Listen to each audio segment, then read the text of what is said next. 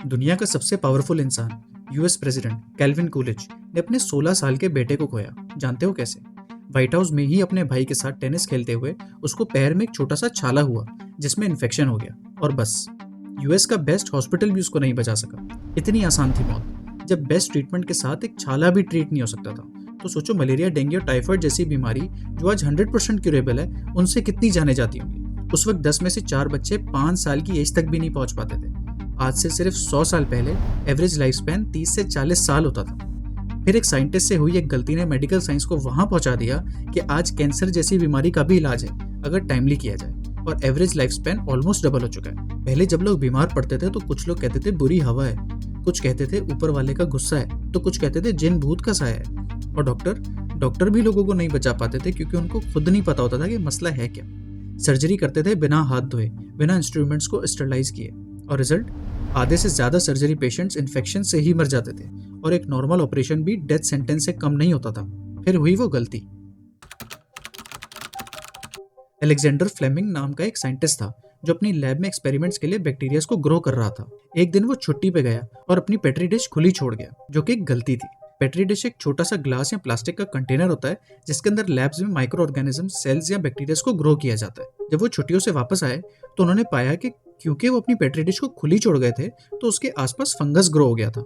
Normally कोई भी scientist होता तो वो कहता एक्सपेरिमेंट खराब हो गया है और वो प्लेट को फेंक देता, लेकिन फ्लेमिंग ने एक अजीब चीज नोटिस की।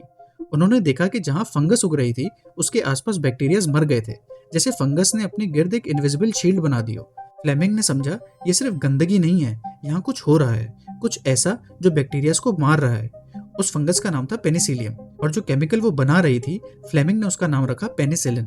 अब सवाल ये उठता है कि अगर पेनिसिलिन बैक्टीरिया को मार सकता है तो हमें क्यों नहीं मारता? रीजन थोड़ा साइंटिफिक है। बैक्टीरिया के बाहर एक मजबूत स्ट्रक्चर होता है जिसको हम सेल वॉल कहते हैं, जो कि एक तरह की प्रोटेक्टिव दीवार होती है।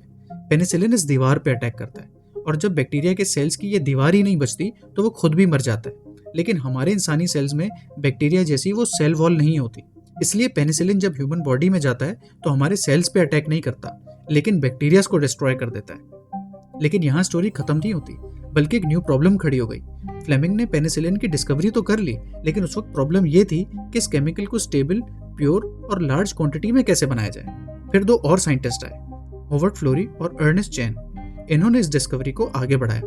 उन्होंने फंगस को बड़े टैंक्स में ग्रो किया, फिर उससे सिर्फ वो केमिकल पेनिसिलिन अलग किया गया, साफ किया गया और मेडिसिन की शक्ल में तैयार किया गया। यानी लोगों को फंगस नहीं दी जा रही थी, उन्हें दिया जा रहा था उस फंगस का एक्सट्रैक्टेड, प्योरीफाइड और लाइफ सेविंग केमिकल। फिर आई वर्ल्ड वॉर 2। जंग में सिपाहियों के जख्मों में होने वाले बैक्टीरियल इन्फेक्शन से बचना बहुत जरूरी था, क्योंकि वर्ल्ड वॉर 2 में सिर्फ दुश्मन की गोली नहीं मार रही थी, जख्मों में होने वाले ये इन्फेक्शन भी उतने ही खतरनाक थे। पेनिसिलिन ने उस वक्त हजारों सोल्जर्स को मौत के मुंह से वापस खींचा। जो लोग पहले वुंड इन्फेक्शन से मर जाते थे, अब उनके बचने के चांसेस अचानक बढ़ गए थे, और धीरे धीरे पेनिसिलिन सिर्फ सोल्जर्स तक ही नहीं रहा, आम लोगों में भी पहुंच गई। पेनिसिलिन ने मेडिसिन का गेम ही चेंज कर दिया। डॉक्टर्स के पास पहली बार एक ऐसा पावरफुल एंटीबायोटिक आया जो डेंजरस बैक्टीरियल इन्फेक्शंस के खिलाफ सच में काम करता था। सर्जरीज, चाइल्ड बर्थ ज्यादा सेफ हो गई, छोटे इन्फेक्शंस कम डेडली हो गए, और मॉडर्न मेडिसिन का एक नया दौर शुरू हो गया।